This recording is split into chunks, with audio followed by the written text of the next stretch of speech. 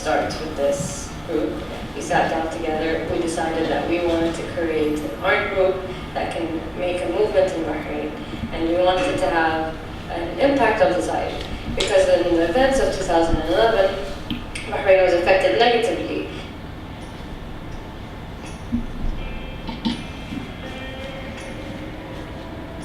Ulafa is an Arabic word coming from Ulfa, which is being familiar with or being friendly with.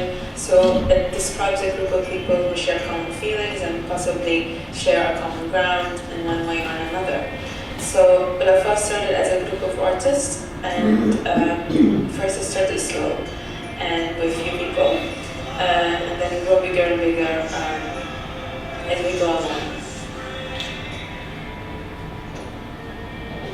We started off from October 2012, and then we continued meeting every Saturday to brainstorm and to watch examples from around the world on how an art can make a difference. We're all coming together from different backgrounds, different areas around Bahrain, so we have different opinions and we have different directions and even multiple skills. We have artists that are illustrators, some are designers, some are architects, some are directors and filmmakers, and we have become somewhat of a family, you could say. We greet each other with hugs, we spend more time in meetings than we do anywhere else. We really have created this bond together, which really feels like an Ulafa'a family.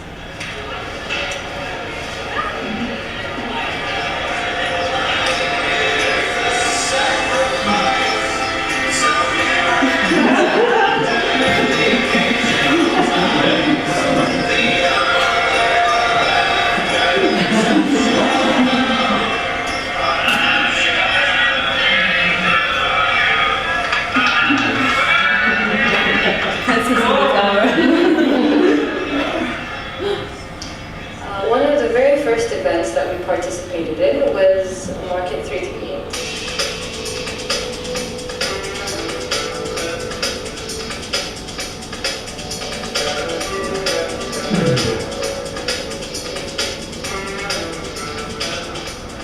This is an outdoor market that happens every year. And what we did is we set up a stall and we had interactive events, activities. We had an event created by Yasser Hassan, his original idea. It was called Back in the Day, where everyone can come and write on a chalkboard wall or write inside this large notebook ideas and things that they remember from back in the day when they were younger. Things like that. So when everyone else would come to look at it, we would be able to remember the same memories, know that we have the same childhood, we come from the same place. So people would be able to see that we're all very similar. كان بشكل بسيط كنا نقدم نوع من السلع، بس كانت مو مادية ولا رمزية، كانت المشاعر نفسها. احنا كأشخاص تبادلنا مشاعرنا بتصرفات جدا يعني عفوية من الفري هاتس. أنا شخصياً ما أتفهم. Now this was something very, very new to Bahrain and very, very new to the Gulf. A lot of people were shocked. Some had very positive responses, and some people were thinking, how could this happen in Bahrain? We're not used to this. But this is something we want to do. We want to break stereotypes. We want to break borders. We want to bring in new things. We want the people and the community to see a new side of Bahrain. Another activity is to interact with people and ask them to share with us their thoughts. So we used jars.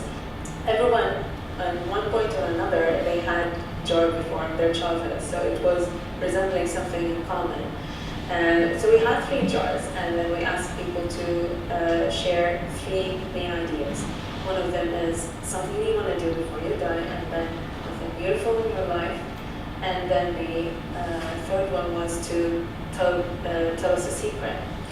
People interacted very well with this idea, so they had shared with us a lot of things.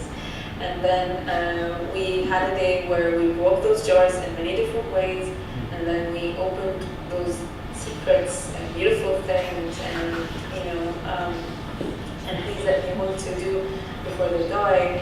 And it was an amazing response. We had a lot of interesting answers and desires of people. And that was really touching when we opened those jars and see what do really people want. And even if we had some differences in the society, all of us want something that is similar to each other. First time I noticed or learned about Ulafa'a at the market, the main market. What caught my attention is the idea he had, having a poster saying free hugs and free high five. And I stood there for about 5 minutes looking at them, seeing people's expression about it. They had good ones and bad ones, negative and positive. What caught my attention is the enthusiasm and how hard they were trying. Our second interaction with the society was in Bal Market, which was set in the capital city of Bahrain, Manama. And it is very known with its multiple communities and people coming from all walks of life, from different backgrounds and different nationalities.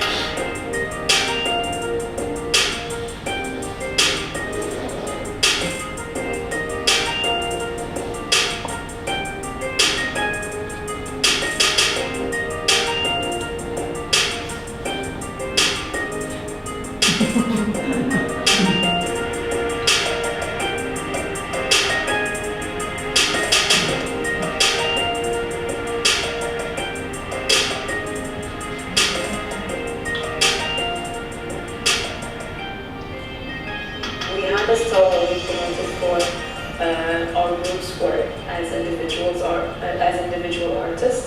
So we had postcards, bookmarks, and had T-shirts that are handmade, and most of all we had interaction as an environment. So we were distributing cards that tell people that you have a great smile or you're attractive. We were distributing cards that says great working job, and we got famous of it.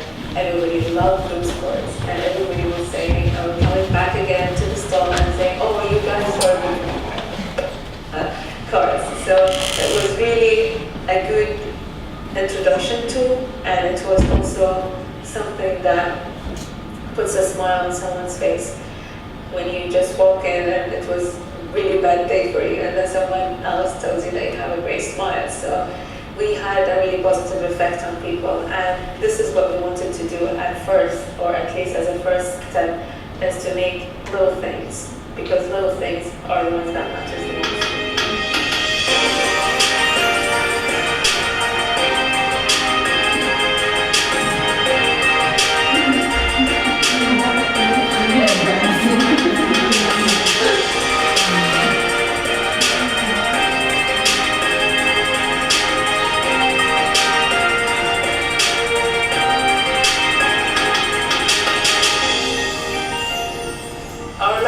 Participation was in an 0338, and this festival is under the theme of common ground.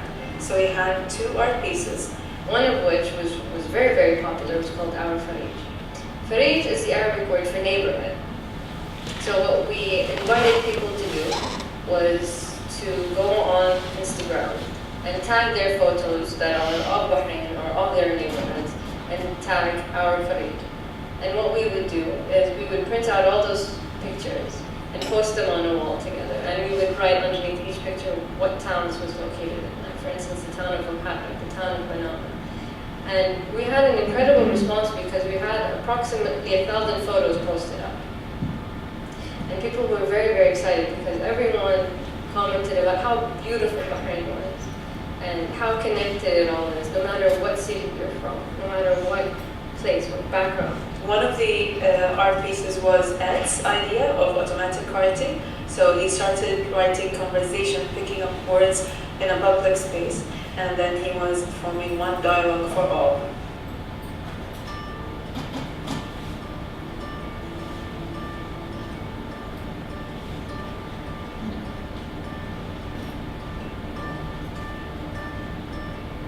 What I do basically is like I sit in the middle of a group, a room full of people, and then everyone would engage in a conversation with someone else, and that conversation would be different from the one next to them. They might be talking about the books, shoes, religion, politics, whatever. So what I do is like I hear the words and I pick one from each conversations and stick them together to form a sentence that is grammatically correct, but it doesn't make sense when you read it.